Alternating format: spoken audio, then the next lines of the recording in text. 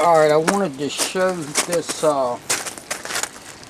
little thing I've welded together to put on the cutting edge of the tractor. And basically all it is, it's a piece of angle iron. It's about 3 inches by 3 inches. And then I welded these pieces of steel on here. These are about right around 1 inch thick. It's about 2 inches wide, and then it's about 3 inches long. And I welded it in here, bored a hole in it, threaded it to accept these bolts. And there's 3, one here, one in the middle, one on that end. It just slides over here like that. And then you tighten these down. And then once you tighten these down against the bucket, you lock the lock nuts down, and that locks it in place. Let me back up a little bit with the camera.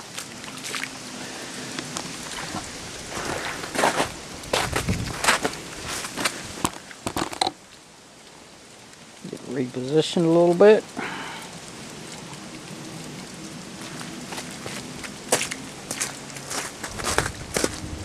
Okay, basically what this does is, for me, it serves 2 purposes. One thing is, it gives a blunt end on the front of the bucket. Without this on here, if the bucket is angled slightly down, without this, the cutting edge could possibly dig into my asphalt driveway or a concrete driveway, and I don't want it to dig into that. I just want it to push the snow off. That's it. The other thing that this does is it serves as a wear edge. So without this on here, if I've got the bucket down on the pavement, it's going to wear a hole in the bucket pretty quick. But one thing you want to keep in mind when you're pushing snow with a bucket on the front, if you've got the bucket tilted back a little so that this edge doesn't cut into the pavement, then what will happen is you'll wear a hole in the back of the bucket. And the back of these buckets are a lot thinner than this front cutting edge that's on the bucket. And you'll wear a hole in the back of the bucket, I mean quick. So you got to be really careful of that. So you don't want the bucket tilted back. If you tilt the bucket too far forward, like I said, this front cutting edge will dig in. With this device on here, you don't have to worry about that because it's just a blunt end. You can actually, if you do end up tilting it down a little bit, chances are it's not going to dig in. It's just going to ride up over it because it's a blunt edge. You still have to keep in mind not to tilt back, because if you tilt back, it will wear a hole in the back of the bucket.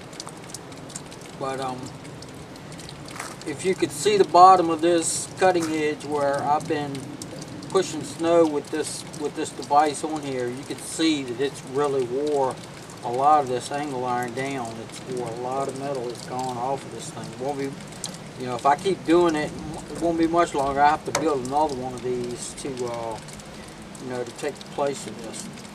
Now, I've seen some devices over on the tractor group. I've seen some guys had some edge savers that actually works very similar to this, only it bolts on. I think it bolts on. I'm not real sure how it attaches, but somehow or another it attaches to the bucket, and it goes back this way underneath the bucket, and it acts like a ski. But the problem with that is it holds the bucket, well, it appears to me that it would hold the bucket up off of the pavement about that far. So you're going to leave that much snow or ice or whatever that's on your driveway. You're going to leave that much of it on the driveway. And, you know, if you're going to leave a ½ an inch of ice on your driveway, you'd be better off to leave snow on there, because it's a whole lot easier to drive on snow than it is to drive on ice. With this on there, this whole thing goes flat against the driveway, and when you're pushing the snow on the driveway, it's pushing, it's scraping all the way down to the pavement.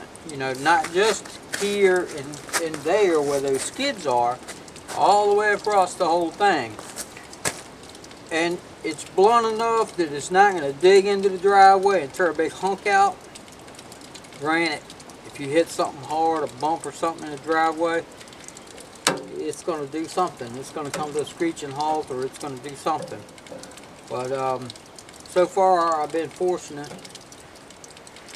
I did want to talk about float position. If you put your control lever all the way up in the float position, if you don't have something like this on there, this cutting edge could dig in even if you're perfectly level. Because what's perfectly level? When you've got the bucket this way and this way, what's perfectly level? Level with what? Level with the ground, level with the earth, or level with the tractor, So typically we try to be level with the tractor. So if the tractor's on a level plane, level bucket is level with the tractor. But that might not be necessarily level with the driveway you're plowing, because if the driveway you're plowing is on an incline, you see what I'm saying? It's a whole different geometry there. So with this on there, it kind of gives you that blunt end where you're not really going to dig into the driveway. It'll more likely just stop the tractor, and then you can readjust. If you're in the float position, it will more likely ride up with this on there. It'll ride up that incline and go back down. Without this on there, this sharp cutting edge on the bucket is likely to try to dig in to that hill that you're approaching. So that's the reason why I went this way, and so far it's served me pretty well. So I just kind of wanted to share it with you guys. You can let me know what you think. Give me a thumbs up, leave me a comment. Appreciate everybody watching my videos. Have a good day, stay safe, and stay warm.